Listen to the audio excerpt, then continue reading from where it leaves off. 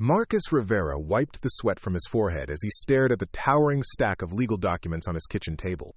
The fluorescent light above flickered intermittently, casting harsh shadows across pages that spelled out his financial doom. 37 minutes. That's how long he had before the bailiff arrived to serve the final foreclosure notice on the only home his 6-year-old daughter Emma had ever known.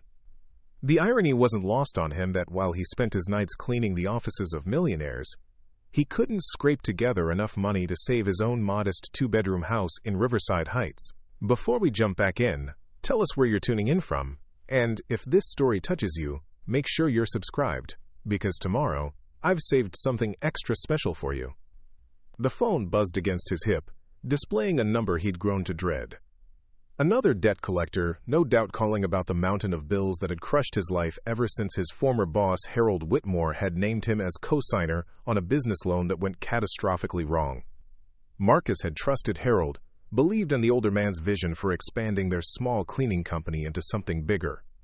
Now Harold was 6 feet underground, and Marcus was drowning in debts that weren't even his own. He glanced toward the living room where Emma sat cross-legged on the worn carpet, her dark curls falling across her face as she colored in a princess coloring book. She hummed softly to herself, completely unaware that their world was about to collapse around them. Marcus had managed to shield her from the worst of their financial crisis, but there was no hiding what would happen when the sheriff's department came knocking. The weight of failure pressed down on his shoulders like a physical force. 3 jobs. He worked 3 different cleaning contracts just to keep food on the table and the lights on. But it wasn't enough. It would never be enough to pay off Harold's debts. The lawyers had been clear about his options. Bankruptcy would destroy what little credit he had left, and the co-signed loan meant the creditors could come after everything he owned. Marcus looked at his watch again. 34 minutes now. In 34 minutes, a man in a uniform would arrive with papers that would force them out of their home. Emma's bedroom with the glow-in-the-dark stars on the ceiling that she'd helped him stick up there when she was 4. The kitchen where they shared breakfast every morning before he walked her to school. The small backyard where she'd learned to ride her bicycle, where they'd planted sunflowers last spring that had grown taller than she was. The Whitmore Industries building loomed against the Seattle skyline like a monument to broken promises. 23 floors of glass and steel that Marcus knew better than his own reflection. Every surface, every corner, every hidden spot where dust dared to settle. He'd been cleaning those offices for 8 years, first as Harold's employee, then as his business partner, in what was supposed to be their ticket to a better life. Harold Whitmore had been more than a boss to Marcus. The old man had seen potential in a struggling single father who'd answered a classified ad for a night janitor position. Harold had taught him about business, about having vision beyond the next paycheck. When Harold proposed they expand their cleaning operation to handle multiple commercial buildings across the city, Marcus had believed in the dream enough to co-sign the loan that would fund their expansion. Then Harold died of a heart attack 3 months ago, leaving behind a web of financial obligations that made Marcus sick to his stomach every time he thought about them. The expansion had failed spectacularly. The new contracts Harold had promised never materialized. The expensive equipment they'd purchased sat unused in a storage facility that Marcus could no longer afford to rent. And the loan, the crushing, life-destroying loan, was now Marcus's responsibility alone. He pulled into the parking garage beneath the Whitmore building, the familiar echo of his beat-up Honda's engine bouncing off concrete walls. The security guard, Jimmy, raised his hand in greeting from behind his desk. Jimmy was one of the few people who knew about Marcus's situation, and the sympathy in his eyes was almost worse than the debt collector's threats. "Evening, Marcus," Jimmy called out. "How you holding up?" "Still breathing," Marcus replied, forcing a smile he didn't feel. "That's something, right?" "That's everything, man. That's everything." Marcus gathered his cleaning supplies from the trunk, the familiar weight of the vacuum cleaner and chemical bottles providing a strange comfort. This routine had been his anchor for 8 years. No matter what chaos erupted in his personal life, there was always the steady, predictable work of making other people's spaces clean and bright. The elevator carried him to the 20th floor, where the executive offices gleamed under energy-efficient LED lighting. This was his domain after hours, When the important people in expensive suits went home to their suburban mansions and left their messes for someone else to clean up, Marcus had always taken pride in his work, finding satisfaction in transforming cluttered, coffee-stained workspaces into pristine environments ready for another day of deal-making and decision-making. Harold's former office sat at the end of the hall, its door bearing a temporary nameplate that read, "Property of Whitmore Holdings Estate Administration." The lawyers had told Marcus he had until the end of the week to remove any personal items before they sealed the office permanently. After that, the building's new owners would gut the space and turn it into something that bore no trace of Harold Whitmore's 40-year career. Marcus unlocked the door and stepped inside, breathing in the lingering scent of Harold's pipe tobacco and the leather-bound books that lined two walls. The office looked exactly as Harold had left it on that final Friday evening, when he'd shaken Marcus's hand and promised him that their patience would pay off, that the contracts they were chasing would come through any day now. The cleaning supplies seemed heavier tonight, weighed down by the knowledge that this was likely his last night in the building. The new management company had already terminated his contract, citing budget cuts and their preference for a larger, more established cleaning service. Another domino falling in the chain reaction that Harold's death had started. Marcus began his routine with mechanical precision, dusting the mahogany desk where Harold had spread out architectural plans and dreamed of cleaning contracts that would make them both wealthy. He wiped down the conference table where they'd shaken hands on their partnership agreement, where Harold had looked him in the eye and promised that co-signing the loan was just a formality, that Marcus's signature was needed only to satisfy the bank's requirements. The bookshelf required careful attention. Harold had been particular about his books, first-edition volumes on business strategy mixed with classic literature and historical biographies. Marcus had always admired the old man's love of learning, the way he could quote Sun Tzu and Shakespeare with equal eloquence. Harold had often said that education was the only thing no one could take away from you, a philosophy that had inspired Marcus to enroll in night classes at the community college before financial reality made such luxuries impossible. As Marcus reached for a cloth to clean the upper shelves, his elbow knocked against a leather-bound volume of Moby Dick. The book tilted backward farther than it should have, and Marcus heard a soft clicking sound from somewhere behind the bookshelf. He froze, listening to the building's nighttime sounds, the hum of HVAC systems, the distant rumble of traffic, the whisper of wind against floor-to-ceiling windows. The clicking sound came again, followed by what sounded like a mechanical whir. Marcus pressed his ear against the bookshelf, his pulse quickening with an inexplicable sense of anticipation. The sound was definitely coming from behind the wall, as if some hidden mechanism had been activated by moving the book. Harold had always been eccentric, but Marcus had never suspected the old man of installing secret passages or hidden compartments in his office. Then again, Harold had grown up during the Cold War, an era when such precautions might have seemed prudent to a man who'd built his fortune during uncertain times. Marcus examined the bookshelf more carefully, running his fingers along the edges where it met the wall. The craftsmanship was remarkable. What appeared to be a solid built-in fixture was actually a carefully disguised door. The mechanism was sophisticated, requiring not just the movement of the Moby Dick volume but a specific sequence of pressure points along the shelf's framework. After 15 minutes of experimentation, Marcus finally triggered the mechanism correctly. The bookshelf swung inward on silent hinges, revealing a narrow room that had been completely hidden from view. Emergency lighting activated automatically, illuminating a space that took Marcus's breath away. The hidden room was larger than Harold's private bathroom, roughly 8 feet by 12 feet, with walls lined in what appeared to be fireproof safes and security deposit boxes. But it was the center of the room that made Marcus's knees weak. Stacks of currency, bundled and organized with Harold's characteristic precision, covered a sturdy table that had been bolted to the floor.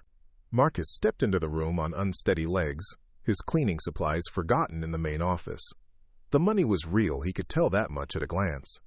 Hundreds, 50s, 20s, all bound with bank straps and organized by denomination. Some of the bills looked crisp and new, while others showed the wear of circulation, suggesting that Harold had been accumulating this cash over many years.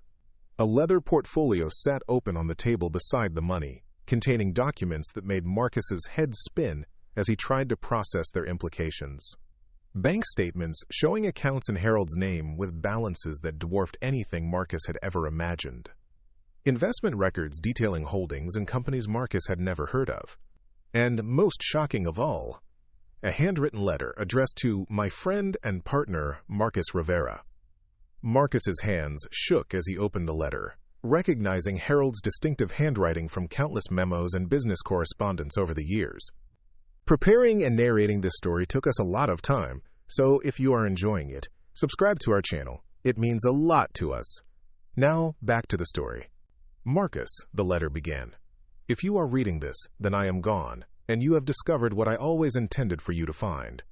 The money in this room represents 40 years of careful planning and patient investment. It is not stolen, though I understand it may appear suspicious given the circumstances of my death and the financial troubles that surely followed. I knew when we signed that loan agreement that our expansion plans were risky. What I did not tell you, and for this I am deeply sorry, is that I had already secured the means to pay off the debt regardless of whether our business succeeded. This hidden room contains more than enough money to satisfy all our obligations and provide you with the financial security I always hoped our partnership would bring. The cash you see represents only a portion of my true estate. The documents in the safe on the far wall detail investments and accounts that I have arranged to be transferred to you upon my death. My lawyers know nothing of these arrangements, as I preferred to handle such matters privately. The combination to the safe is Emma's birthday, month and day, followed by the year you started working for me. I chose you as my heir not because of any family obligation, but because in 8 years of working together you never once failed to do what you promised. When you said you would have the offices clean by morning, they were clean. When you agreed to co-sign the loan, you honored that commitment even though it has caused you great hardship. Integrity like yours is rarer than any treasure, and I trust you to use this gift wisely. The debt that has been crushing you represents less than 1% of what I am leaving to you. Pay it off. Buy Emma the life she deserves, and remember that sometimes the most extraordinary opportunities come disguised as ordinary obligations. Your friend always, Harold Whitmore. Marcus read the letter 3 times before its contents truly sank in. His legs gave out, and he found himself sitting on the floor of the hidden room, surrounded by more money than he'd ever seen outside of a movie. The crushing weight that had been pressing down on his chest for months suddenly lifted, replaced by a lightness that made him feel as if he might float to the ceiling. Emma's birthday was September 15th. Marcus had started working for Harold in 2016. With trembling fingers, he entered the combination 09152-016 into the electronic lock on the wall safe. The heavy door swung open to reveal additional documents that made the money on the table seem like pocket change. Investment portfolios worth tens of millions of dollars. Real estate holdings in Seattle, Vancouver, and San Francisco. A trust fund that would ensure Emma never had to worry about college tuition or any other expense for the rest of her life. Harold Whitmore hadn't just been a successful businessman. He'd been a financial genius who'd spent decades building a fortune that would now become Marcus's responsibility. The room seemed to spin around Marcus as he tried to process the magnitude of what he'd discovered. Just hours ago, he'd been facing homelessness and financial ruin. Now he was looking at enough wealth to solve not just his own problems, but to help every struggling family in his neighborhood.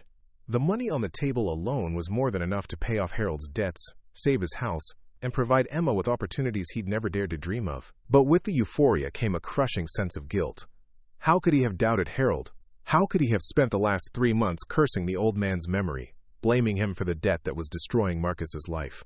Harold had planned for this moment, had arranged for Marcus to discover this treasure when his need was greatest. Marcus thought about Emma. Probably asleep on the living room couch by now, exhausted from worrying about things no 6-year-old should have to worry about. She'd asked him just yesterday if they were going to have to move again, if she'd have to leave her school and her friends. He'd promised her they'd figure something out, but he'd had no idea how to keep that promise. Now he knew. The letter mentioned that Harold's lawyers knew nothing about these arrangements, which presented both an opportunity and a challenge. Marcus would need to be careful about how he handled this windfall, ensuring that everything was done legally and properly. The last thing he wanted was to create new problems by mishandling Harold's generous gift. Marcus spent the next hour carefully photographing every document in the hidden room, using his phone to create a detailed record of Harold's final gift. The cash would need to be moved carefully, probably in small amounts over several weeks, to avoid attracting unwanted attention. The investment accounts and real estate holdings would require meetings with financial advisors and attorneys, legitimate professionals who could help him navigate the complexities of sudden wealth. But first he needed to deal with the immediate crisis. The foreclosure notice, the debt collectors, the crushing obligations that had been stealing his sleep for months. Harold's letter had provided specific instructions for accessing emergency funds that could be used immediately, along with the names of discrete financial services that Harold had used for his most sensitive transactions. The hidden room also contained a secure phone, its number known only to Harold's most trusted advisors. Marcus dialed the first number on a list Harold had provided, connecting with a law firm that specialized in confidential estate matters. The attorney who answered spoke as if he'd been expecting Marcus's call, confirming that Harold had indeed made arrangements for this exact scenario. "Mr. Rivera," the attorney said, "Mr. Whitmore briefed us on your situation months ago. We have been monitoring the legal proceedings related to the Whitmore Industries loan, and we are prepared to make immediate payment to resolve all outstanding debts. This can be accomplished within 24 hours if you authorize us to proceed." "You've been monitoring my case?" Marcus asked, still struggling to believe this was really happening. Mr. Whitmore was very specific about his wishes. He wanted to ensure that his death would not cause undue hardship for you or your daughter. "We have been waiting for you to make contact, though I must say you discovered his message sooner than we anticipated." The attorney explained that Harold had established a sophisticated system for transferring his wealth without creating tax complications or legal challenges. The old man had spent years consulting with experts in estate planning, ensuring that his unconventional inheritance would be both legal and immediately accessible to Marcus. "There is one condition," the attorney continued. "Mr. Whitmore insisted that you must personally decide how to use these resources. We can provide guidance and support, but the choices about how to deploy this wealth must be yours alone. He believed that you would make better decisions than any financial advisor or estate manager." Marcus looked around the hidden room, at the stacks of money that represented Harold's faith in his character and judgment. The old man had trusted him with more than just cleaning offices. He'd trusted him with a legacy that could change countless lives. The next few hours passed in a blur of phone calls and electronic transfers. Marcus authorized the immediate payment of all debts related to Harold's loan, watching as his financial nightmare dissolved with a few keystrokes. The foreclosure proceedings were halted with a single wire transfer that paid off his mortgage entirely. The debt collectors who had been harassing him for months suddenly had nothing to collect. By dawn, Marcus was no longer a man drowning in debt. He was a millionaire many times over, the inheritor of a fortune that came with both infinite possibilities and enormous responsibilities. Harold had not just given him money, he'd given him the power to make choices that could ripple through generations. The sun was rising over Seattle as Marcus finally left the Whitmore building, carrying only his cleaning supplies and the knowledge that his life had fundamentally changed forever. The city looked different in the morning light, less threatening somehow, as if the crushing weight of financial desperation had been coloring his perception of everything around him. He drove home through neighborhoods he'd always envied, past houses with manicured lawns and luxury cars in the driveways. Until yesterday, those homes had represented an impossible dream, a lifestyle so far beyond his reach that he'd stopped allowing himself to imagine it. Now they looked attainable, almost modest compared to the opportunities Harold's gift had created. Emma was still asleep on the couch when Marcus quietly entered their small house. She looked so peaceful, her stuffed elephant tucked under one arm, completely unaware that she would wake up in a world where her father could afford to give her anything she wanted. The foreclosure notice still sat on the kitchen table, but it was now just a piece of paper with no power to hurt them. Marcus made coffee and sat at the kitchen table, staring at the legal documents that had terrified him just hours earlier. He thought about Harold's letter, about the old man's belief that integrity was rarer than treasure. The money in the hidden room was life-changing, but it was Harold's trust that truly humbled Marcus. Over the years, Marcus had watched Harold interact with employees, customers, and business partners. The old man had been demanding but fair, expecting excellence but providing the support necessary to achieve it. Harold had seen something in Marcus that Marcus hadn't always seen in himself, a potential that went beyond pushing a vacuum cleaner and emptying trash cans. Emma stirred on the couch, her eyes fluttering open to find her father sitting at the kitchen table with a cup of coffee and an expression she'd never seen before. Not the worried look that had become so familiar, not the tired resignation that had marked his features for months, but something that looked almost like peace. "Daddy?" she said, rubbing sleep from her eyes. "Why are you home so early?" "I finished work early," Marcus said, which was technically true.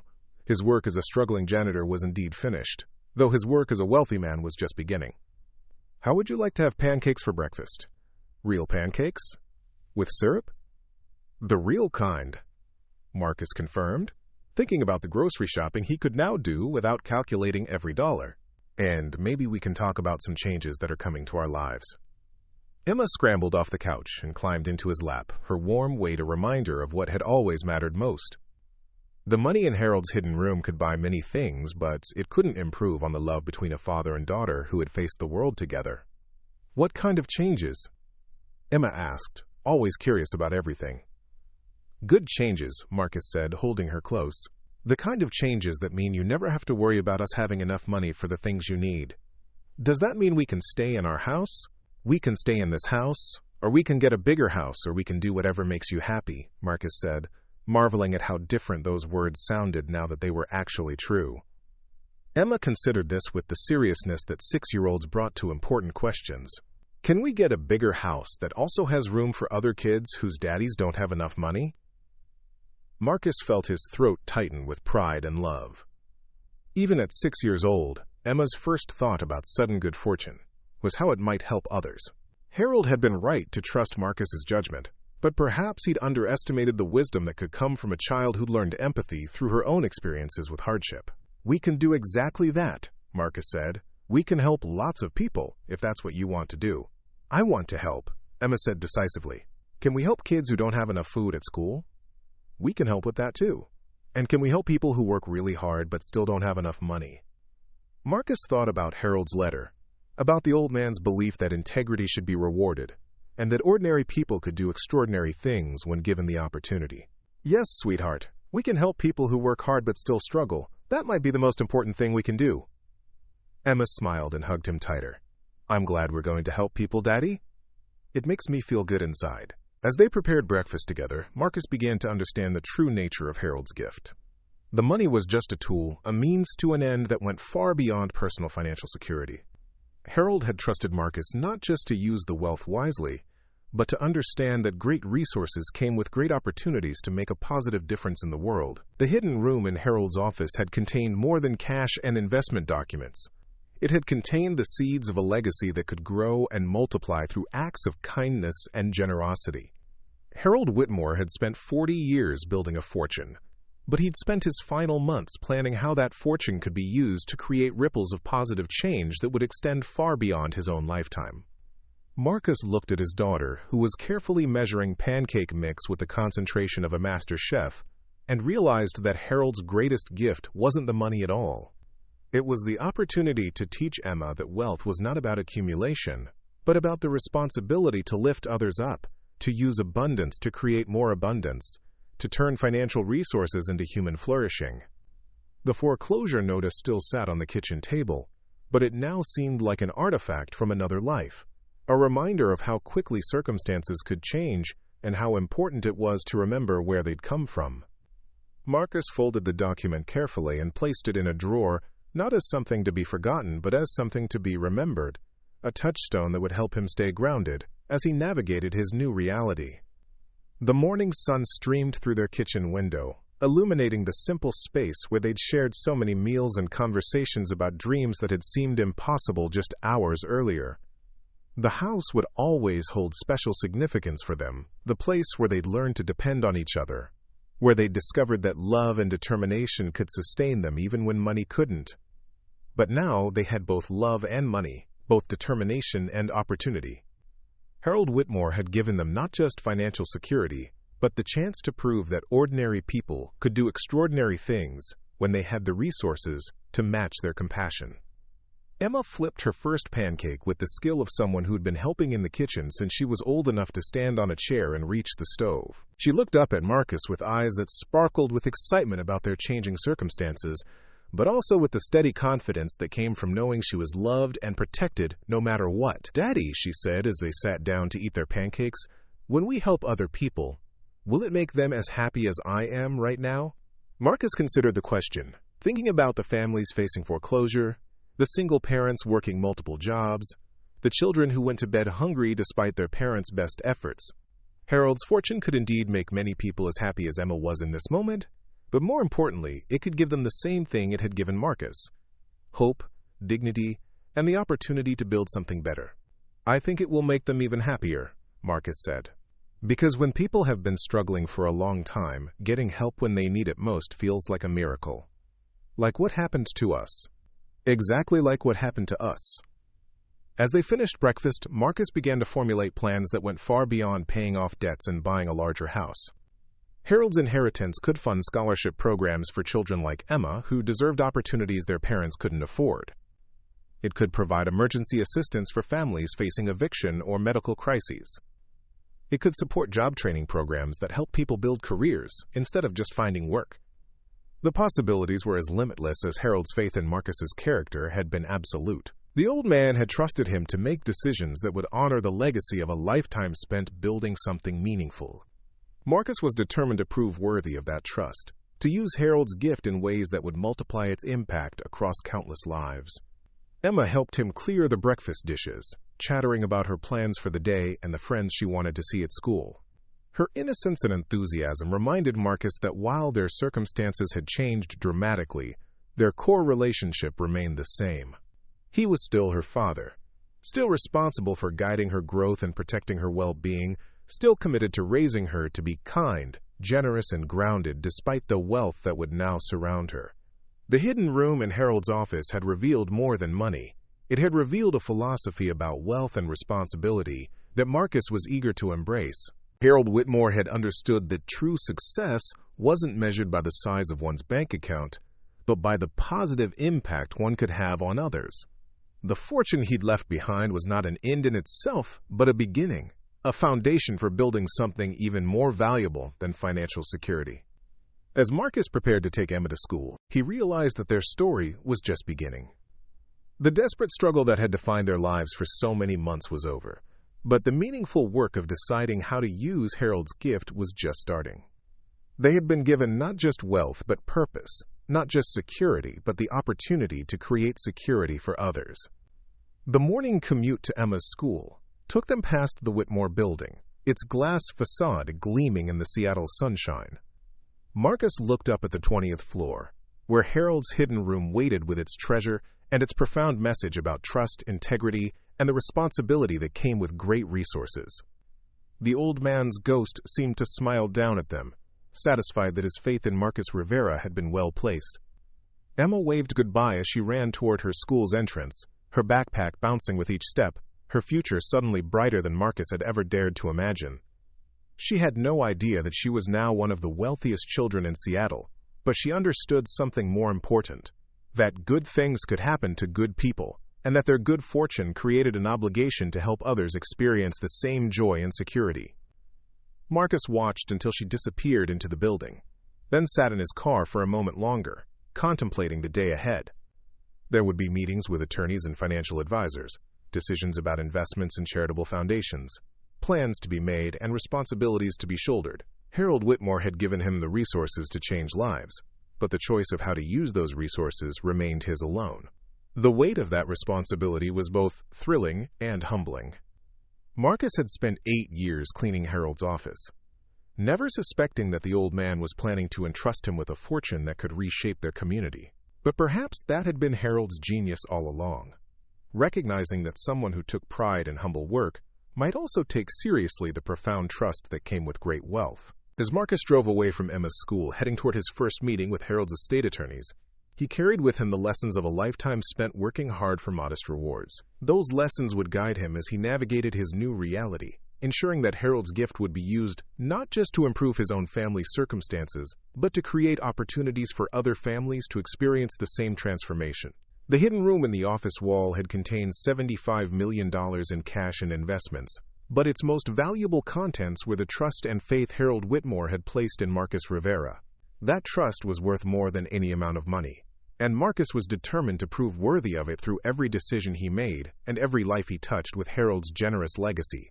The law offices of Sterling, Blackwood, and Associates occupied 3 floors of a downtown Seattle high-rise, their mahogany-paneled conference rooms and Persian rugs, speaking of discretion and old money. Marcus sat across from Richard Sterling, Harold's longtime attorney, feeling underdressed despite having worn his best shirt and tie. The documents spread across the polished table represented more wealth than Marcus had ever imagined existing outside of Forbes magazine articles about tech billionaires. Harold was remarkably thorough, Sterling explained, adjusting his wire-rimmed glasses as he reviewed the estate papers. He spent the better part of 2 years establishing these trusts and investment vehicles specifically for your benefit. The man anticipated every possible complication. Marcus studied the financial statements, each page revealing another layer of Harold's secret empire. Real estate holdings in prime Seattle neighborhoods, blue-chip stocks, municipal bonds, and offshore accounts that had been growing steadily for decades. The cleaning business had been just the tip of an iceberg that extended far deeper than anyone had suspected. The most remarkable aspect, Sterling continued, is how he structured everything to avoid tax complications. You'll inherit the bulk of his estate without triggering the usual inheritance tax burden. Harold consulted with specialists in international finance law to ensure maximum efficiency in the transfer.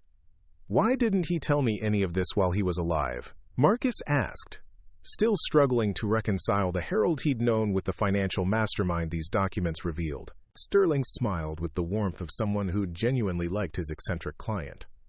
Harold believed that knowledge of wealth changes people's behavior in unpredictable ways. He wanted to observe your character under pressure, to see how you handled adversity before entrusting you with resources that could eliminate adversity permanently. The attorney pulled out a sealed envelope bearing Marcus's name in Harold's distinctive handwriting. He left specific instructions for this conversation. I was to give you this after explaining the basic structure of your inheritance. Marcus opened the envelope with trembling fingers, recognizing the same careful penmanship from the letter in the hidden room. Marcus, the letter began. If Richard is reading this to you, then you have begun to understand the scope of what I am leaving behind. The money is important, but it is not the most valuable part of your inheritance. What I am really giving you is freedom. Freedom from financial fear. Freedom to make choices based on values rather than necessity. Freedom to discover what kind of man you become when survival is no longer your primary concern. I have watched you for 8 years and I have never once seen you take a shortcut or compromise your integrity for convenience. When other employees cut corners, you maintained your standards. When I asked you to work extra hours, you never complained, even when it meant less time with Emma. When the business began to struggle, you looked for solutions rather than excuses. These qualities are rare in any person, but they are especially precious in someone who will suddenly possess great wealth. Money amplifies character, Marcus. It makes generous people more generous and selfish people more selfish. I am confident that you will use these resources to amplify the best parts of yourself and to create opportunities for others to do the same. The documents Richard will show you include provisions for Emma's education, healthcare, and general welfare through adulthood. I have also established discretionary funds that you can use to help other families facing the kinds of challenges you have overcome. How you choose to deploy these resources is entirely up to you, but I hope you will remember that the greatest satisfaction in life comes not from accumulating wealth, but from using it wisely. Your friend and benefactor, Harold Whitmore. Sterling waited patiently as Marcus absorbed Harold's final message, then began explaining the practical implications of the inheritance. There were bank accounts to be accessed, investment portfolios to be reviewed, and real estate properties to be inspected. The process would take weeks to complete fully, but Marcus would have immediate access to substantial funds for any pressing needs. Harold was particularly insistent about one aspect of the arrangement, Sterling noted. He wanted you to have complete autonomy over these assets. There are no trustees, no oversight committees, no restrictions on how you choose to use the money. He believed that true generosity required giving without conditions. Marcus thought about Emma, probably sitting in her first-grade classroom at that very moment, raising her hand to answer questions about addition and subtraction, while her father discussed figures that contained more zeros than she could count. The contrast between her innocent world and the financial complexity surrounding him felt surreal. What about taxes on the investment income? Marcus asked, trying to focus on practical concerns. Harold established several charitable foundations that provide significant tax advantages, Sterling explained. If you choose to continue his philanthropic activities, you can substantially reduce your tax burden while supporting causes you care about. He was funding scholarships for underprivileged children, emergency assistance for families in crisis, and job training programs for displaced workers. The conversation continued for another hour, covering insurance policies, property management companies, and investment advisors who had been handling Harold's affairs for years. Each revelation added another layer to Marcus's understanding of the man who had transformed his life through carefully planned generosity. As Marcus left the law office, his head spinning with information about trusts and portfolios, he realized that his immediate concerns had shifted dramatically. Yesterday, he'd worried about keeping the lights on. Today, he was thinking about how to manage assets worth tens of millions of dollars. The transition felt like stepping into someone else's life, except that someone had specifically chosen him for the role. The afternoon sunlight seemed brighter as Marcus walked through downtown Seattle, past coffee shops and bookstores he'd always admired but rarely patronized due to their prices. He could afford anything he wanted now, but the novelty of that reality hadn't yet overcome a lifetime of careful spending habits. The idea of buying coffee that cost more than $5 still seemed extravagant, even though he could now afford to buy the entire coffee shop. His phone buzzed with a text from Emma's teacher, Mrs. Patterson, asking if he could come in for a brief conference about Emma's academic progress. Marcus smiled, remembering how such requests used to fill him with anxiety about missing work or finding childcare. Now he could afford to be the kind of parent who was available whenever his daughter needed him. Roosevelt Elementary School occupied a modest brick building in their neighborhood, its playground equipment showing signs of wear that budget constraints had prevented the district from addressing. Marcus arrived early for his meeting with Mrs. Patterson, watching through the window as Emma played with her friends during recess. She looked happy and carefree, her laughter carrying across the playground as she chased other children in some elaborate game only they understood. "Mr. Rivera," Mrs. Patterson greeted him warmly as he entered her classroom. "Thank you for coming in. I wanted to discuss Emma's exceptional performance in reading and mathematics." Marcus settled into a child-sized chair beside Mrs. Patterson's desk, surrounded by colorful posters about phonics and multiplication tables. The familiar smell of crayons and construction paper reminded him of his own elementary school days, when his biggest worry had been finishing homework assignments on time. "Emma is reading at a 4th grade level," Mrs. Patterson explained, showing him samples of his daughter's work. "She's also demonstrating unusual aptitude for mathematical concepts. I'd like to recommend her for the district's Gifted and Talented program, but there are some financial considerations." Marcus's heart clenched with familiar anxiety before he remembered that financial considerations were no longer considerations at all. What kind of costs are involved? The program requires specialized materials and sometimes field trips to museums or science centers. There's also the possibility of summer enrichment programs that could really accelerate her development. I know money can be tight for single parents, but Emma's potential is remarkable. "Money isn't a concern," Marcus said, the words feeling strange in his mouth. "Whatever Emma needs for her education, we can make it work." Mrs. Patterson looked surprised but pleased. "Wonderful. I also wanted to mention that Emma has been talking about helping other children who don't have enough food at lunch. She's been sharing her own lunch with classmates, which is very generous but also makes me wonder if she's getting enough to eat herself." Marcus felt a surge of pride mixed with concern. Emma's instinct to help others was beautiful, but he didn't want her going hungry in the process. She's definitely getting enough food at home. I think she just has a big heart and notices when other kids are struggling. "She does have a remarkable capacity for empathy," Mrs. Patterson agreed. "Yesterday she asked me if there was a way to make sure all the children had enough lunch money. When I explained that some families have financial difficulties, she suggested that maybe someone with extra money could help them." The conversation continued for another 20 minutes, with Mrs. Patterson outlining Emma's academic strengths and social development. Marcus found himself thinking about Harold's letter, about using wealth to create opportunities for others. Emma's concern for her hungry classmates seemed like a perfect starting point for that mission. "Mrs. Patterson," Marcus said as their meeting concluded, "hypothetically, if someone wanted to ensure that no child in this school went without lunch due to financial constraints, how would that work?" The teacher's eyes widened with interest. "Are you thinking about making a donation to the lunch program?" "I'm thinking about making sure every child has what they need, not just for lunch, but for school supplies, field trips, whatever contributes to their education and well-being." Mrs. Patterson leaned forward, her professional composure giving way to genuine excitement. Mr. Rivera, that would be transformative for our school community. We have so many families struggling with basic expenses. Even small contributions make enormous differences in these children's lives. Marcus thought about the stacks of money in Harold's hidden room, about investment portfolios that generated more income in a day than most families saw in a year. Emma's elementary school could become a laboratory for the kind of generosity Harold had envisioned, a place where wealth could directly improve children's opportunities for success.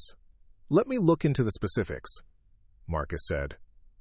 I'd like to set up something sustainable. Not just a one-time donation, but an ongoing program that ensures consistent support. As he walked toward the playground to collect Emma, Marcus's phone rang with a call from a number he didn't recognize. The voice on the other end was crisp and professional, introducing herself as Detective Sarah Chen from the Seattle Police Department's Financial Crimes Unit. Mr. Rivera, I'm calling regarding some unusual banking activity associated with your name. We've received reports of large cash deposits and wire transfers that have triggered our monitoring systems. I'd like to schedule a time to discuss these transactions. Marcus felt his stomach drop, the familiar anxiety of being in trouble with authority returning despite his newfound wealth. Is there a problem with the transactions? Not necessarily, but when someone's financial profile changes dramatically overnight, we're required to investigate potential money laundering or other illegal activities. It's probably just a matter of documenting the legitimate source of the funds. I inherited money from my former employer, Marcus explained. Everything was handled through legitimate attorneys and financial institutions. I'm sure that's the case, Mr. Rivera. These investigations are routine when large sums of money change hands quickly. Could you come in tomorrow morning with documentation of the inheritance? After scheduling the appointment, Marcus hung up feeling unsettled. Harold's gift had solved his immediate financial problems, but it was creating new challenges he hadn't anticipated. The transition from poverty to wealth apparently attracted the attention of law enforcement agencies tasked with preventing financial crimes. Emma ran toward him across the playground, her backpack bouncing as she navigated around other children and playground equipment. Her face lit up when she saw him, the same expression of pure joy that had sustained him through their darkest financial moments. Daddy! Mrs. Patterson said you came to talk about my reading. Am I reading good enough? You're reading better than good enough, Marcus assured her, lifting her into a hug. Mrs. Patterson thinks you're ready for some special programs that will help you learn even more. Will the special programs cost money? Emma asked with the pragmatic concern of a child who'd learned to worry about family finances. We don't need to worry about money anymore, sweetheart. Remember our conversation about changes coming to our lives? This is part of what I meant. Emma considered this as they walked toward his car.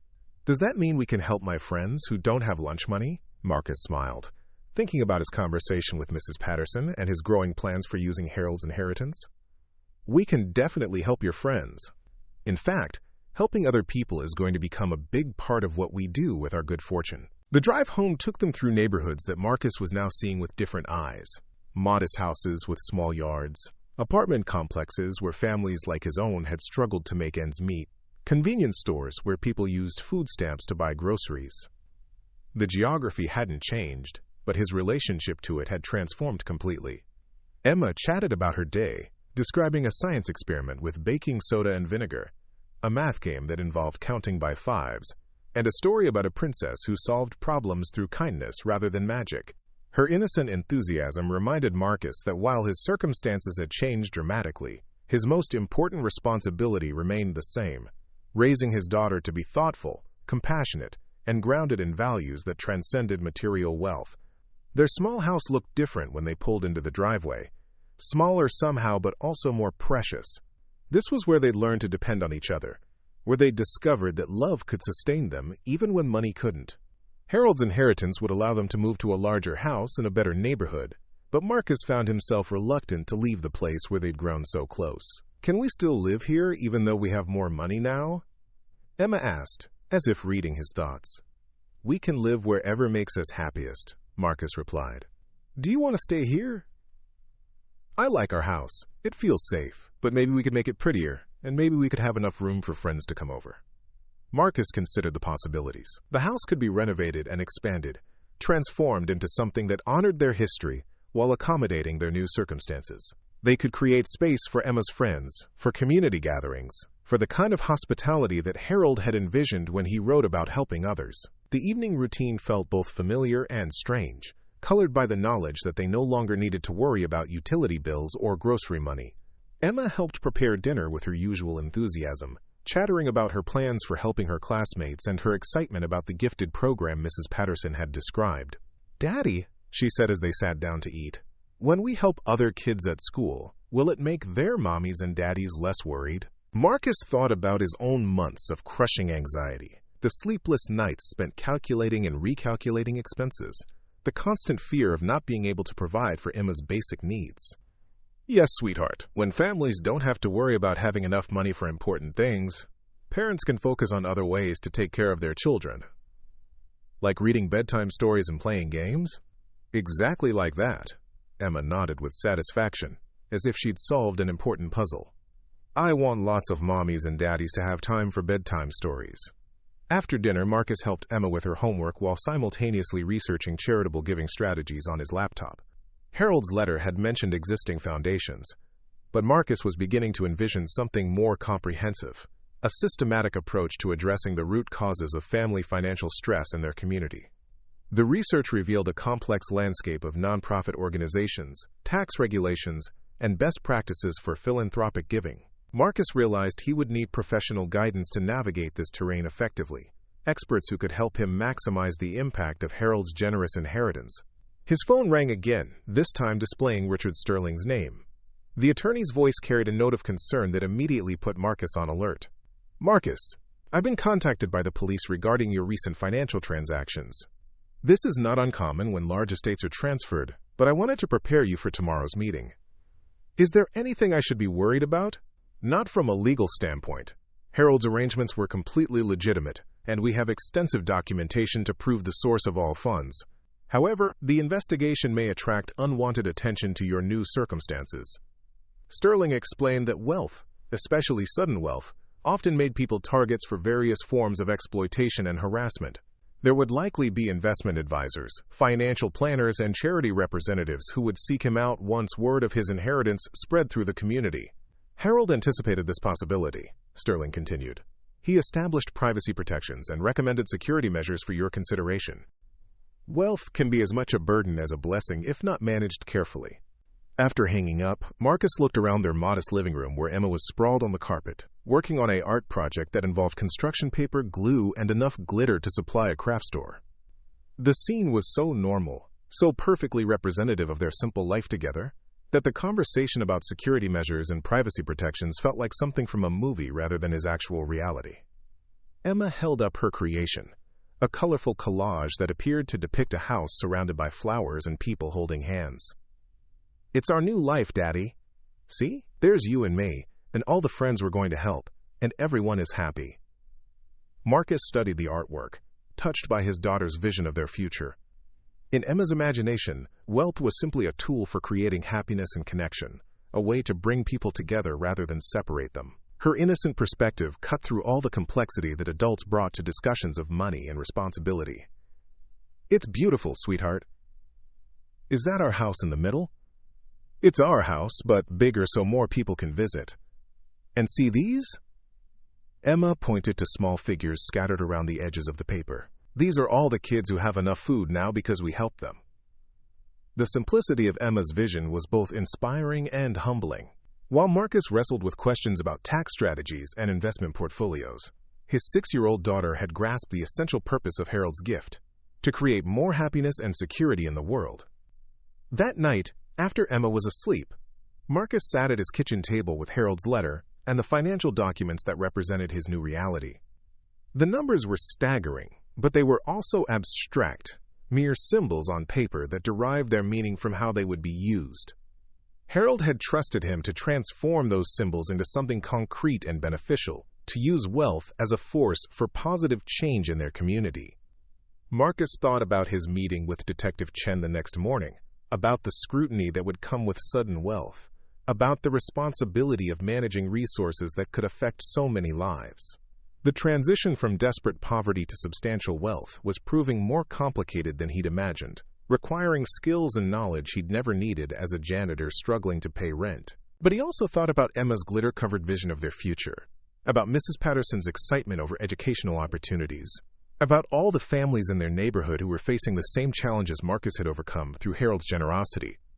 The complexity was worth navigating if it meant creating the kind of world Emma had depicted in her artwork. The house felt different that night, quieter somehow, as if it too was processing the magnitude of change that had entered their lives. Marcus walked through rooms that contained all their possessions, belongings that could now fit in a single room of the houses they could afford to buy. Yet none of those larger houses would contain the memories they'd made here, the moments of closeness that had sustained them when closeness was all they had. His phone buzzed with a text message from an unknown number. "Mr. Rivera, this is Janet Morrison from Channel 7 News. We'd like to interview you about your recent inheritance and your plans for using it to help the community. Please call me at your earliest convenience." Marcus stared at the message, realizing that Sterling's warnings about unwanted attention were already proving accurate. Somehow word of his inheritance had leaked, despite the attorney's assurances about confidentiality. The prospect of media attention was both thrilling and terrifying, offering opportunities to publicize charitable efforts while also exposing Emma to scrutiny she was too young to understand.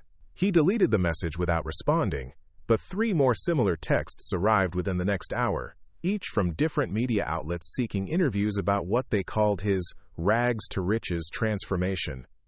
The attention was overwhelming, and Marcus began to understand why Harold had emphasized the importance of privacy protections and security measures.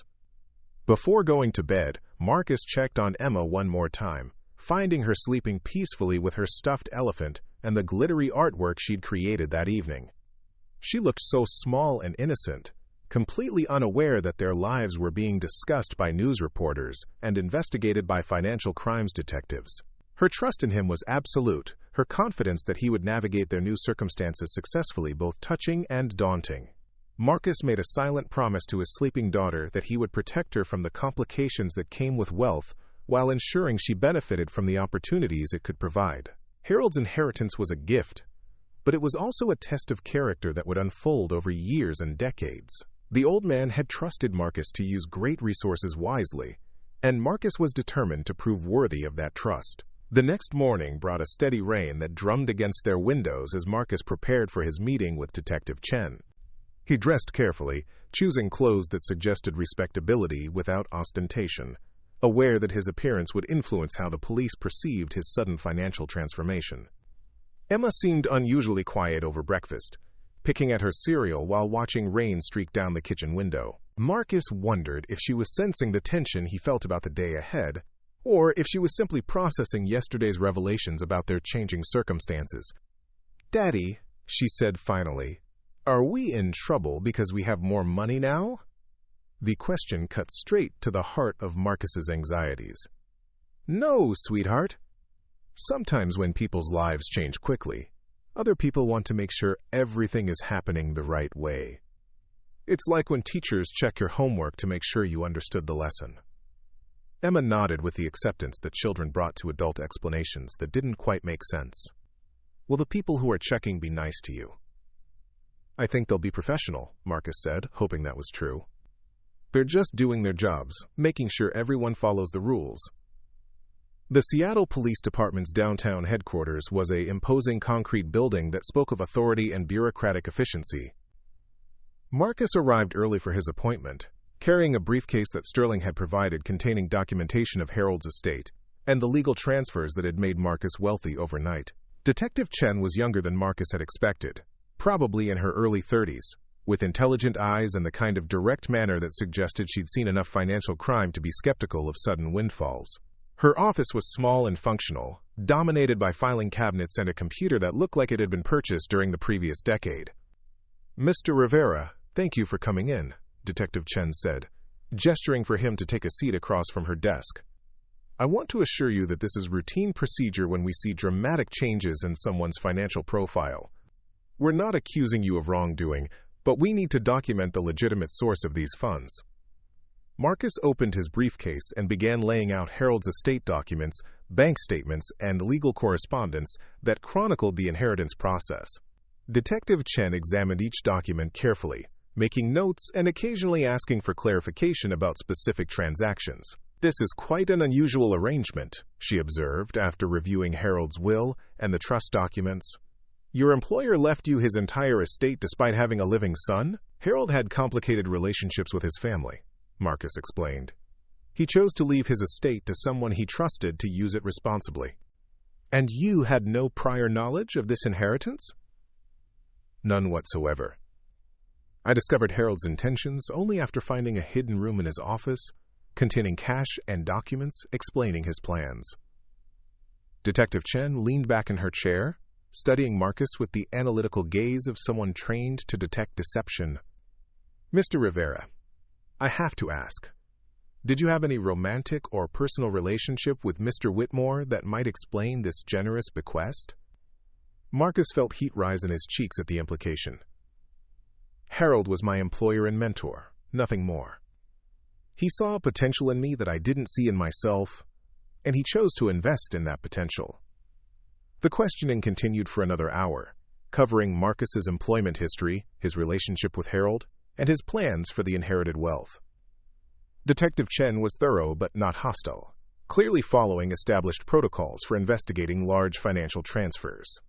"Everything appears to be in order," she concluded, closing the file containing Marcus's documents. "The inheritance is legitimate, the transfers were properly executed, and there's no evidence of any illegal activity. However, I do want to offer some advice." Marcus waited expectantly for her guidance. "Sudden wealth attracts attention from people who may not have your best interests at heart. Be cautious about investment opportunities that seem too good to be true, charitable organizations that pressure you for immediate donations, and individuals who claim to be long-lost relatives or old friends. Wealth changes how people perceive you, and not always in positive ways." As Marcus left the police station, he felt both relief and apprehension. The legal hurdles had been cleared, but Detective Chen's warnings about attracting unwanted attention were already proving accurate. His phone had accumulated 6 voicemail messages while he was in the meeting, each from different people seeking meetings, interviews, or investment opportunities. The rain had stopped, and downtown Seattle gleamed under patches of sunlight breaking through the clouds. Marcus walked toward his car, thinking about Detective Chen's advice and Harold's warnings about the burdens that accompanied wealth. The money in Harold's hidden room had solved his immediate problems, but it was creating new challenges that required different skills and knowledge. His phone rang as he reached his car, displaying Richard Sterling's number once again. The attorney's voice carried a note of urgency that immediately concerned Marcus. "Marcus, we have a problem. Harold's son, David Whitmore, has filed a legal challenge to the will. He's claiming that his father was mentally incompetent when he created the trust arrangements and that you exercised undue influence over an elderly man's financial decisions." Marcus felt his stomach drop, the familiar sensation of impending crisis that had dominated his life before Harold's inheritance. Can he overturn the will? It's unlikely, given the extensive documentation of Harold's mental competency and the careful legal structure he established. But legal challenges can be expensive and time-consuming, and David appears to have significant resources to pursue this matter aggressively. Sterling explained that David Whitmore was a successful real estate developer in Portland who had been estranged from his father for several years following business disagreements and personal conflicts. Harold's decision to leave his estate to an employee rather than his son had apparently triggered a vindictive response that could complicate Marcus's life for months or years. "What do I need to do?" Marcus asked, thinking about Emma and the stability he'd hoped Harold's gift would provide. "Nothing immediately.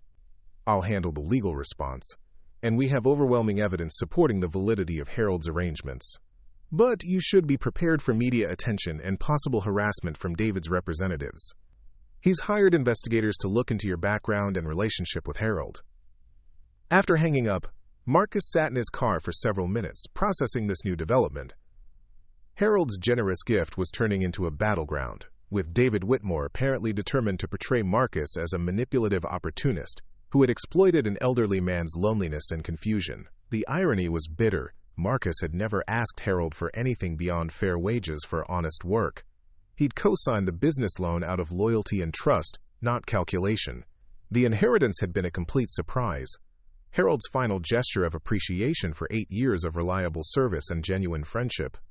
But David Whitmore's challenge wasn't about truth or justice. It was about a son's wounded pride and greed, masquerading as concern for his father's legacy. Marcus realized he was about to become a public figure in a legal drama he'd never sought, with his character and motivations dissected by strangers who knew nothing about his actual relationship with Harold. The drive home took him through neighborhoods where he'd grown up, past the high school where he'd struggled academically while working part-time jobs to help his own single mother pay bills. The parallels between his childhood and Emma's were striking, except that Emma would never have to worry about whether her father could afford school supplies or medical care. Emma was waiting for him when he arrived home, having been picked up from school by their neighbor, Mrs. Rodriguez, who had been watching her during Marcus's various appointments and meetings. She ran to him with her usual enthusiasm, clutching a folder of artwork and assignments from her day. "Daddy, Mrs. Patterson said I can start the special reading program next week. And guess what? Tommy's mom said she can't afford his field trip money, so I told her we could help because we have extra money now." Marcus felt a mixture of pride and concern at Emma's immediate impulse to share their good fortune. Her generous heart was exactly what Harold had hoped to encourage, but Marcus realized he needed to teach her about discretion and the complexities that came with helping others. "That was very kind of you to want to help Tommy," Marcus said carefully, "but we need to talk about how to help people in ways that don't make them feel embarrassed or uncomfortable." Emma looked puzzled. Why would helping make someone feel bad? Sometimes when people are struggling with money, they feel proud about taking care of their families by themselves. We want to help in ways that respect their feelings and let them keep their dignity. The conversation continued over dinner, with Marcus trying to explain concepts that were sophisticated even for adults: the psychology of charity, the importance of anonymous giving, the need to consider recipients' emotional responses to assistance. Emma listened with the serious attention she brought to important discussions, asking thoughtful questions that demonstrated her natural empathy. "So we should help people secretly?" she asked. "Sometimes secretly, sometimes through organizations that can help without making people feel singled out. The important thing is that our help makes people feel better, not worse about themselves." After Emma went to bed, Marcus spent the evening researching legal strategies for defending against will contests and learning about the tactics commonly used to challenge inheritances. The information was discouraging, revealing that even frivolous challenges could drag on for years and cost hundreds of thousands of dollars in legal fees. David Whitmore's challenge would likely focus on 3 main arguments: that Harold was mentally incompetent when he created the will, that Marcus had exercised undue influence over Harold's decisions, and that the inheritance was disproportionate to any legitimate relationship between employer and employee. Each argument could be refuted with evidence, but mounting that defense would require time, money, and emotional energy that Marcus had hoped to invest in charitable activities.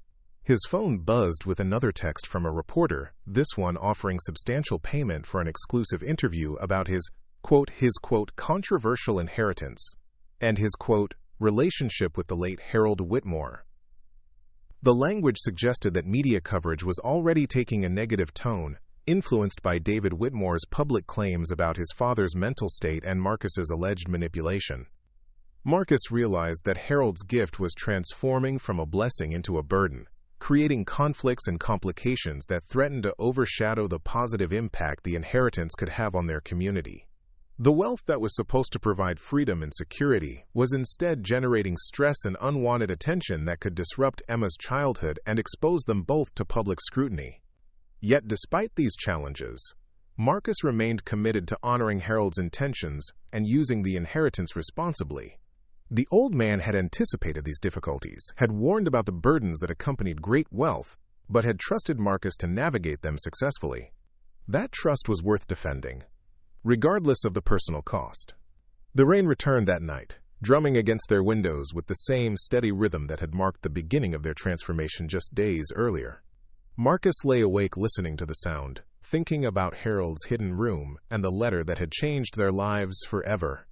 The money was just paper and numbers, but Harold's faith in Marcus's character was precious beyond any monetary value. Tomorrow would bring new challenges, more legal complications, and probably additional media attention that would further complicate their lives.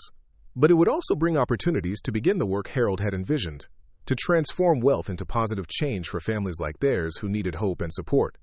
Emma slept peacefully in her small bedroom, surrounded by the stuffed animals and books that represented her simple, innocent world. She trusted her father to protect her from adult complications while ensuring she benefited from their improved circumstances. That trust was Marcus's most valuable asset, more important than any inheritance, and he was determined to prove worthy of it regardless of what challenges lay ahead. The courthouse steps felt cold beneath Marcus's feet as he emerged into the Seattle morning, clutching the legal documents that had just changed his life forever. Judge Patricia Morrison's ruling had been decisive and thorough, dismantling every argument David Whitmore's expensive legal team had constructed over months of bitter litigation. Harold's inheritance was officially and permanently his, but the victory felt hollow after enduring weeks of character assassination and public scrutiny. Emma waited beside their neighbor, Mrs. Rodriguez, on a bench near the courthouse entrance, swinging her legs and coloring in a book about dinosaurs. She looked up as Marcus approached, her face breaking into the kind of smile that could heal wounds and restore faith in humanity's fundamental goodness. "Did the judge say we can keep Mr. Harold's present?" she asked with the directness that only children possessed. "Yes, sweetheart. The judge confirmed that Mr. Harold really wanted us to have it, and now nobody can take it away." Emma nodded with satisfaction, as if she'd never doubted the outcome. "Good. I already told my friends at school that we're going to help their families, and I don't like breaking promises." Mrs. Rodriguez squeezed Emma's shoulder gently. "Your daughter has been telling everyone about the wonderful things you're planning to do. She's very proud of you, Marcus." The drive home took them through neighborhoods that Marcus now saw with different eyes. Every struggling family, every child walking to school with worn shoes and patched clothes, every parent juggling multiple jobs just to keep a roof over their heads, represented an opportunity to make Harold's vision real. The inheritance wasn't just money. It was potential energy waiting to be transformed into positive change. That afternoon, Marcus sat in Richard Sterling's office once again, but this time the atmosphere was celebratory rather than defensive. The attorney had prepared comprehensive documentation of the inheritance's structure, ensuring that Marcus understood both the opportunities and responsibilities that came with sudden wealth. "Harold anticipated this moment," Sterling explained, spreading investment portfolios and trust documents across his desk. "He prepared detailed recommendations for how the inheritance should be managed and deployed. The man was remarkably thorough in his planning." Sterling pulled out another sealed envelope, this one marked, "To be opened after legal challenges are resolved." Marcus broke the wax seal with trembling fingers, recognizing Harold's familiar handwriting on expensive stationery. "My dear friend Marcus," the letter began, "if you are reading this, then my son has challenged the will and lost. I regret that David's greed and wounded pride forced you to endure such an ordeal, but I knew you possessed the strength of character to emerge victorious. Consider this trial by fire your final preparation for the work ahead. The money you have inherited represents 40 years of careful accumulation, but its true value lies not in its amount, but in its potential to transform lives. I have observed you closely, Marcus, and I know you understand that wealth is meaningless unless it serves something greater than personal comfort. Enclosed, you will find my detailed plans for a comprehensive community development initiative. I spent my final years researching effective approaches to breaking cycles of poverty and creating sustainable pathways to prosperity. The Harold Whitmore Foundation, which I have established in your care, will implement these programs with you as its executive director. Emma will grow up in a world where her father's integrity and compassion have created lasting positive change. That legacy is worth more than any financial inheritance, and I trust you to build it with the same dedication you brought to cleaning my offices. Begin with Roosevelt Elementary School. The principal, Mrs. Henderson, is expecting your call. She has been briefed on the Foundation's mission and is eager to partner with you in creating a model program that can be replicated throughout the city. Remember that true success is measured not by what we accumulate but by what we give away. Use this inheritance to give away opportunity, hope, and dignity to families who need them most. Your friend and benefactor, Harold Whitmore. The letter included detailed architectural plans for converting unused classroom space into family resource centers, curriculum outlines for adult education programs, and partnership agreements with local hospitals and social service agencies. Harold had anticipated every aspect of implementing his vision, leaving Marcus with a roadmap for transforming good intentions into effective action. Mrs. Henderson proved to be exactly the kind of educational leader Harold had described, passionate about her students' success, frustrated by systemic barriers that limited their potential, and eager to collaborate with anyone who shared her commitment to comprehensive child development. Her office walls were covered with student artwork and achievement certificates, evidence of her dedication to celebrating every small victory in her students' academic journeys. Mr. Whitmore visited our school several times during his final year, Mrs. Henderson explained during their first meeting. He observed our programs, interviewed teachers and parents, and asked thoughtful questions about the challenges our families face. He understood that educational success requires addressing the whole child, not just academic instruction.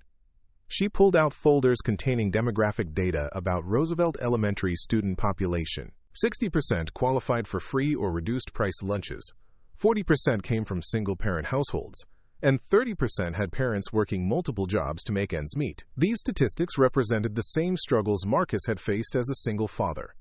The constant juggling of competing demands that left little energy for supporting children's educational development. Harold's foundation will eliminate those barriers, Marcus explained, describing the comprehensive support programs outlined in Harold's plans. Free meals for all students, regardless of family income. After-school enrichment programs that provide safe, supervised learning environments until parents finish work. Emergency assistance for families facing eviction or utility shutoffs. Adult education classes that help parents develop skills for better-paying employment. Mrs. Henderson's eyes brightened with each component Marcus described. This would transform our entire school community. When families are stable and secure, children can focus on learning instead of worrying about adult problems. The first year of the Harold Whitmore Foundation exceeded every expectation Marcus had dared to hold. Roosevelt Elementary became a beacon of what comprehensive family support could accomplish when properly funded and thoughtfully implemented. Academic performance improved dramatically as students arrived at school well-fed and emotionally secure. Parent engagement increased as mothers and fathers had time and energy to participate in their children's education instead of working multiple jobs just to survive. Emma thrived in this environment, her natural academic abilities flourishing alongside her developing social consciousness. She became an unofficial ambassador for the Foundation's programs, explaining to visiting educators and social workers how the support had transformed her classmates' daily experiences. Before the Foundation, Tommy came to school hungry and worried about his family getting evicted. Emma told a group of visiting principals, "Now Tommy eats breakfast and lunch at school. His mom finished her nursing program, and they live in a nice apartment. Tommy smiles more and his reading scores went up 2 grade levels." The success at Roosevelt Elementary generated requests from schools throughout Seattle. Marcus found himself coordinating expansion programs, hiring staff, and developing replication strategies that could adapt Harold's model to different community contexts. The work required skills he'd never developed as a janitor, but Harold's detailed planning and the Foundation's generous resources provided the support necessary for Marcus to grow into his new role. David Whitmore made one final attempt to disrupt the Foundation's work, filing complaints with state regulatory agencies about Marcus's qualifications to manage charitable assets. The complaints were quickly dismissed when investigators discovered the extensive oversight structures Harold had established, the professional staff Marcus had hired, and the measurable positive outcomes the Foundation was achieving. David is a bitter man who cannot accept that his father valued character over blood relationship, Sterling observed after the regulatory complaints were resolved. His attempts to undermine your work only validate Harold's decision to entrust his legacy to someone who would use it constructively rather than vindictively. The Foundation's second year brought national attention as education researchers and policy analysts studied the comprehensive support model Marcus was implementing across 12 Seattle schools. University professors published papers documenting improved academic outcomes, reduced chronic absenteeism, and increased parent engagement in schools where the Foundation operated programs. Emma entered 4th grade as a confident, articulate advocate for educational equity and family support. Her teachers noted her unusual maturity and her ability to explain complex social issues in terms that other children could understand. She had absorbed Harold's philosophy about using privilege responsibly, demonstrating wisdom that impressed adults who worked with her. "My dad says money is like tools," Emma explained to a documentary filmmaker who was producing a feature about the foundation's impact. "If you have good tools and know how to use them, you can build things that help lots of people. Our foundation uses money tools to build better lives for families who work hard but need extra help." The documentary, titled Harold's Legacy, aired on national television and generated inquiries from foundations and philanthropists interested in replicating the comprehensive support model in other cities. Marcus found himself traveling to conferences and speaking at universities, sharing Harold's vision with audiences who had never considered how systematic charitable giving could address root causes of family instability. Despite the growing demands of foundation management and public speaking, Marcus maintained his commitment to hands-on involvement with the families the foundation served. He attended school board meetings, visited program sites regularly, and made himself available to parents who needed advocates in dealing with bureaucratic challenges. One evening, while reviewing grant applications at his kitchen table, Marcus received a phone call that changed his perspective on the foundation's expanding influence. The caller introduced herself as Dr. Maria Santos, director of a family support organization in Phoenix, Arizona. "Mr. Rivera, I've been following your foundation's work with great interest. We're implementing a similar model here in Phoenix, adapting your programs to serve Latino families facing immigration-related stresses in addition to economic challenges. I wanted to thank you for proving that comprehensive family support can work when properly funded and thoughtfully implemented." Dr. Santos explained that her organization had received funding from a national foundation impressed by the results Marcus was achieving in Seattle. Harold's model was being replicated in 6 cities, serving thousands of families who were experiencing the same transformation that had occurred at Roosevelt Elementary. "Your father-in-law's vision is creating ripples across the country," Dr. Santos said, unaware that Harold had been Marcus's employer rather than family member. "Children in Phoenix are eating breakfast at school, and their parents are completing job training programs because of the model you've developed in Seattle." After hanging up, Marcus sat quietly in his kitchen, overwhelmed by the realization that Harold's inheritance was generating positive change far beyond what either of them had imagined possible. The hidden $75 million had become a catalyst for systemic improvements in how American communities supported working families struggling with economic insecurity. Emma found him there an hour later, still holding the phone and staring at foundation reports spread across the table. She climbed into his lap with the easy affection of a child who had never doubted her father's love or availability. "You look happy and sad at the same time," she observed with the perceptive accuracy that often startled him. "I'm thinking about Mr. Harold and how proud he would be of what we've accomplished with his gift. I'm happy because we're helping so many families, but I'm sad because he's not here to see the results of his generosity." Emma considered this for a moment, then pointed to a photograph on the refrigerator showing children from Roosevelt Elementary celebrating their improved test scores. "I think Mr. Harold can see it. Maybe not with his eyes, but in his heart. When you do something really good for someone, it makes a feeling that lasts forever, even after you're not here anymore." Her words carried the kind of profound simplicity that often emerged from children who had been raised with strong values and clear moral guidance. Emma understood intuitively what adults struggled to articulate, that Harold's true legacy wasn't the money he'd left behind, but the ongoing positive changes that money had made possible. 5 years after discovering the hidden room in Harold's office, Marcus stood before an audience of education leaders, social workers, and philanthropists gathered for the National Conference on Comprehensive Family Support. The Harold Whitmore Foundation had grown into a multi-million-dollar organization serving 50 schools across 10 states, but Marcus still felt like the same janitor who had once worried about making rent payments on time. "Harold Whitmore taught me that wealth is not about accumulation but about transformation," Marcus told the audience. He understood that addressing poverty requires more than charity. It requires systematic changes in how communities support families facing economic challenges. The Foundation's success proves that comprehensive support works when it treats families with dignity and addresses root causes rather than just symptoms. Emma, now 11 years old, sat in the front row with the poise of someone who had grown up around important conversations about social justice and community development. She planned to become a teacher like Mrs. Henderson, she'd announced recently, because teachers help kids learn how to make the world better.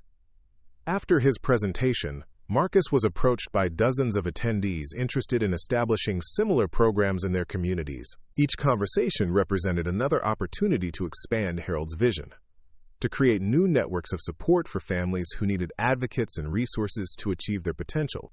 The flight home to Seattle gave Marcus time to reflect on the extraordinary journey that had begun with a desperate search for rent money and evolved into a national movement for comprehensive family support. Harold's inheritance had solved Marcus's immediate problems, but the old man's greater gift had been the opportunity to discover what kind of person Marcus could become when freed from financial desperation. Emma spent the flight working on a school project about heroes, writing an essay about Harold Whitmore that demonstrated her sophisticated understanding of his impact on their lives and community. Her teacher had assigned students to write about someone who had made a positive difference in the world, and Emma had chosen the man whose generosity had transformed her father from a struggling janitor into a national advocate for family support. Mr. Harold understood that helping one person really well is the same as helping everyone, Emma wrote in her essay. When you give someone what they need to be successful, they use that success to help other people be successful too. That's how one person's kindness can spread everywhere and make the whole world better. The essay would win first place in her school's writing contest, but more importantly, it represented Emma's internalization of the values Harold had hoped to encourage: generosity, systematic thinking about social problems, and commitment to using privilege responsibly to benefit others. Their house in Seattle had been renovated and expanded over the years, but it remained the same modest neighborhood where Marcus had once faced foreclosure. The decision to stay reflected his commitment to remaining connected to the community the foundation served, to avoiding the isolation that often accompanied sudden wealth. Emma's bedroom walls displayed photographs from foundation events, thank you letters from families who had been helped by the programs, and academic achievement certificates from schools where comprehensive support had transformed educational outcomes. Her room had become a gallery documenting the positive changes Harold's inheritance had created across thousands of lives. That evening, as they shared dinner at the kitchen table where Marcus had once stared at debt collection notices, Emma announced her latest idea for expanding the foundation's impact. "I think we should start a program for kids who want to become teachers but their families can't afford college," she said, with the matter-of-fact tone she used when proposing solutions to complex problems. "If we help more people become really good teachers, then more kids will get better education and grow up to help other people." Marcus smiled at his daughter's instinctive understanding of systemic change strategies. At 11 years old, Emma was already thinking like the philanthropist she would probably become, identifying leverage points where strategic investments could generate lasting positive outcomes. "That's an excellent idea," Marcus agreed. "We could call it the Emma Rivera Teacher Scholarship Program." "No," Emma said firmly. "It should be the Harold Whitmore Teacher Scholarship Program. He's the one who started everything by being kind to you when you needed help most." Her insistence on honoring Harold's memory demonstrated the gratitude and humility that Marcus had tried to instill throughout her childhood. Despite growing up with resources most children could never imagine, Emma remained grounded in values that prioritized service over self-interest, community benefit over personal gain. 10 years after Harold's death, Marcus received a phone call that brought the extraordinary journey full circle. The caller identified himself as Michael Chen, a recent graduate of Roosevelt Elementary who was now studying education at the University of Washington on a scholarship funded by the Harold Whitmore Foundation. "Mr. Rivera, I wanted to thank you for everything the foundation did for my family," Michael said. "When I was in second grade, we were about to be evicted, and my mom was working 3 jobs just to pay rent. The foundation's emergency assistance kept us in our apartment, the after-school program kept me safe while my mom worked, and the adult education classes helped my mom become a nurse. Now I'm going to be a teacher, and I want to work at schools that serve families like mine used to be." Michael's story represented thousands of similar transformations that had occurred through the Foundation's programs. Children who had been struggling with basic needs were now thriving academically, pursuing higher education, and planning careers focused on helping others achieve similar success. "Harold Whitmore would be proud of what you've accomplished," Marcus told Michael. He believed that investing in people's potential creates returns that multiply across generations. That night, Marcus walked through his neighborhood, past houses where families who had been helped by the foundation were settling into evening routines. Children were doing homework instead of worrying about whether their families would have money for dinner. Parents were reading bedtime stories instead of working third-shift jobs to make ends meet. The transformation was visible in increased property values, reduced crime rates, and a general sense of community pride that hadn't existed when Marcus had first moved to the area. Emma joined him on the walk, as she often did when she sensed he was reflecting on their journey. At 16 now, she possessed the kind of mature perspective that came from growing up around meaningful work and adult conversations about social responsibility. Do you ever wonder what would have happened if you hadn't helped Mr. Harold that day when he got lost? She asked, as they paused near the community center that the foundation had built in a former vacant lot. Marcus considered the question seriously. I think about it sometimes, but I also think Harold would have found another way to use his money to help people. He was determined to make a positive difference. I just happened to be the person he chose to trust with that mission. I'm glad he chose you, Emma said simply. And I'm glad you said yes to helping him, even when it was hard and people were mean to you during the trial. The community center was hosting its weekly family night, with parents and children participating in educational activities, health screenings, and social programs that strengthened neighborhood connections.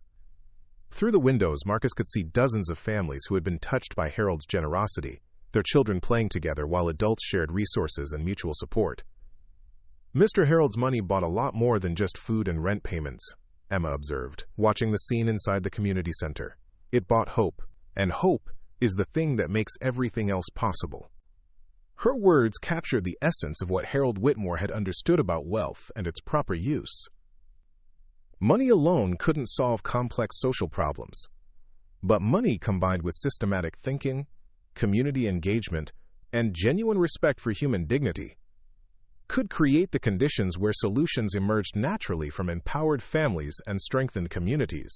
As they walked home, Marcus felt the profound satisfaction that came from using Harold's inheritance exactly as the old man had envisioned. The hidden $75 million had been transformed into something far more valuable than any financial asset, a replicable model for comprehensive family support that was improving lives across the country and inspiring similar initiatives around the world.